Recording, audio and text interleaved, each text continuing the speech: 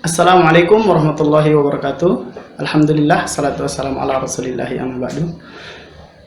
Di waktu siang yang berbahagia ini kita akan melakukan wawancara sedikit dengan humas dari Stai As-Sunnah bersama Ustadz siapa Ustadz? Ghazali Mukhtar. Ghazali Mukhtar. Insyaallah. Jadi bisa diceritakan sedikit Ustadz, bagaimana sih sejarah dari kampus Stai As-Sunnah ini sendiri? Ya, Stai As-Sunnah ini pada mulanya berdiri sebagai Akademi Dakwah As-Sunnah atau Injil Doa. Ya, non formal, artinya pendidikan 3 tahun yang ya kita katakan sebagai persiapan dai.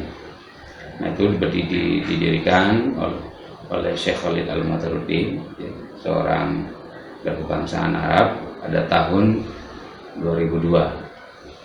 Jadi dan pada waktu itu belum di sini kampusnya, tapi di Desa Tanjung Anom, Kecamatan Pancur Batu, ya, dekat dengan pesantren Darul Arafah. Jadi di sana dulu berdiri tahun 2002. Kemudian pada tahun 2010 baru mulai pindah ke sini, ya, di Desa Bangunsari, Kecamatan Tanjung Morawa.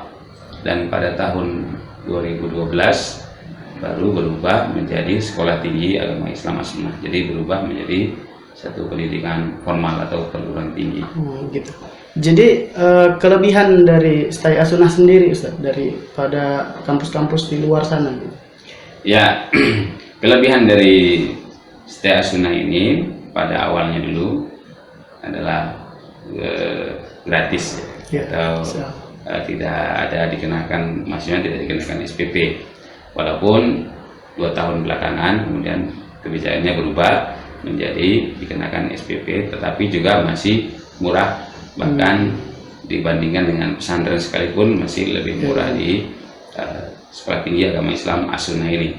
Itu satu kelebihan pertama, ya. Ya, boleh juga dikatakan, mungkin ada juga yang menganggapnya sebagai satu kelemahan, tapi kita yakin itu adalah satu kelebihan karena bisa mempermudah bagi mereka yang ekonominya menengah ke bawah. Benar. Nah, kemudian kelebihan yang lainnya adalah di Sekolah Tinggi Agama Islam As-Sunnah ini bahasa pengantarnya di kelas itu untuk ilmu-ilmu agama menggunakan bahasa Arab. Karena itu ada, dan jangan khawatir bagi mereka yang tidak punya modal bahasa Arab, karena di sini ada masa persiapan bahasa selama 1 tahun. Ya. Jadi ada seperti diploma satunya, ya, walaupun sekarang mungkin istilah diploma 1 nggak ada lagi, tapi ini seperti diploma satunya di Stai As-Sunnah, masa persiapan bahasa selama 1 tahun. Itu kelebihan yang kedua. Nah, yang ketiga, kelebihan dari Stai As-Sunnah ini adalah semua tamatannya sebelum mereka di tingkat akhir, sebelum mereka menyelesaikan masa studi, diwajibkan untuk menghafal Quran minimal 7 juz Al-Quran. Yaitu walaupun hanya 7 juz, tapi saya kira sulit mencari perguruan tinggi yang mempunyai syarat seperti itu. Jadi mereka yang tidak menghafal 7 juz Al-Quran, maka mereka tidak dibenarkan untuk mengikuti ujian akhir. Nah, demikian juga sebenarnya dengan bahasa Arab, ya, mereka harus mempunyai sertifikat kemampuan bahasa Arab yang distandarkan oleh Stai As-Sunnah baru boleh mengikuti ujian akhir. Nah, selanjutnya adalah fasilitas, ya, gedung-gedung yang nyaman, yang saya kira untuk di Sumatera Utara jarang yang mempunyai fasilitas gedung yang sebagus ini, gitu ya. Nah, kemudian berapa lagi? Udah banyak dari kelebihannya. Nah, kemudian kelebihan yang lain adalah bahwa di Stai As-Sunnah ini, terutama ini untuk KPI-nya, ya, ada di sini Salam TV, bukan milik Stai As-Sunnah, tapi maksudnya berada pada gedung yang sama, ya, namanya yang sama, sehingga memudahkan untuk praktek-praktek, ya, baik itu PKL maupun laboratorium dan sebagainya. Ya, ada Salam TV, kemudian ada juga Radio Arisalah 95,7 FM. Nah, di samping itu juga para ustadz-ustadznya atau dosen-dosennya ini menguasai bahasa Arab dengan sangat-sangat baik. Mungkin itu diantara kelebihan yang gampang untuk dilihat atau dijumpai. Jadi biasanya kan fenomenanya Ustaz yang yang ditakutkan oleh mahasiswa ketika lulus dari sekolah tinggi, bingung mau mencari pekerjaan di mana gitu Ustaz. Ya, tentu hal ini harus diberikan kesadaran kepada para mahasiswa bahwa perubahan dunia ini begitu cepat sehingga hubungan antara pendidikan dan pekerjaan apa yang akan mereka peroleh nanti setelah mereka melakukan pendidikan itu sepertinya harus sangat-sangat dikoreksi.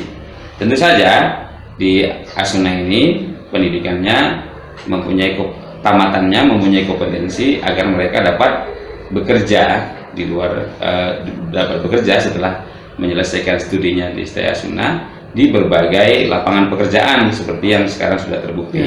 Banyak dari alumni As-Sunnah ini yang paling terkenal ya menjadi pimpinan pondok pesantren ya, kemudian juga mengelola Salam TV ya, Radio Arisalah ya, tetapi juga banyak berbagai lini yang diisi oleh tamatan dari STI As-Sunnah. Secara kompetensi bisa banyak bidang ya, bisa bersaing gitu, bisa menjadi penterjemah dan lain sebagainya, dan itu nggak perlu dikhawatirkan, dan itu sudah terbukti selama sudah menamatkan 5 angkatan ya. Jadi akan tetapi bahwa hubungan pekerjaan dengan pendidikan sekarang ini sudah mulai betul-betul banyak terkoreksi ya. Artinya mereka sekarang ini yang bekerja kesesuaiannya dengan pendidikan, artinya berapa persen sih orang yang pekerjaannya sesuai dengan pendidikannya saat sekarang ini sudah menjadi nggak nyambung gitu. Jadi tapi bukan berarti kompetensi dari alumni As-Sunnah itu kemudian tidak terarah, tetap diarahkan ya menjadi jurnalis Islami ya, menjadi penterjemah kalau yang di bahasa Arab ya, dan banyak bidang lainnya. Rencana kedepannya Ustaz untuk STI As-Sunnah ini mungkin ada yang mau dicapai gitu?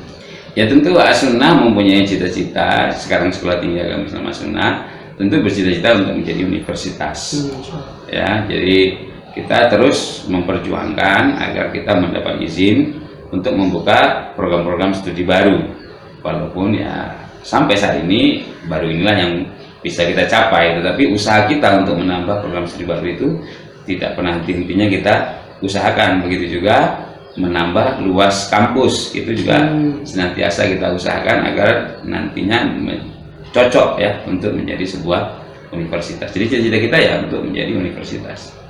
Mungkin pesan-pesannya Ustaz untuk mungkin untuk siswa yang ingin masuk ke As-Sunnah ini atau memilih STI As-Sunnah ini sebagai kampus yang akan dimasukinya nanti Ustaz. Ya, kepada siapapun adik-adik kami ya, anak-anak kami yang terpikir untuk mendaftar atau menjadi mahasiswa di STI As-Sunnah, itu adalah satu pikiran yang sudah sangat tepat.